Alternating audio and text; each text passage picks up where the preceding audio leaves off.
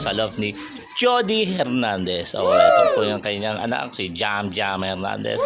So, sila yung possible winner ng of color. Hagis natin, Tacloban. Dulo na, Tacloban. So, check natin yung ibon.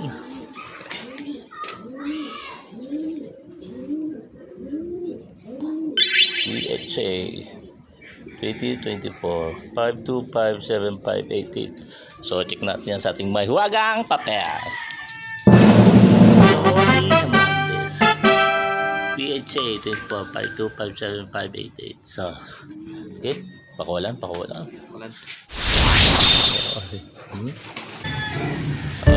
Busog kasi yung ibon. Total, nandito naman sa bubong. Okay, shoutout na lang. Pwede na yan. Shoutout Sir Jody. Shoutout. NFC number.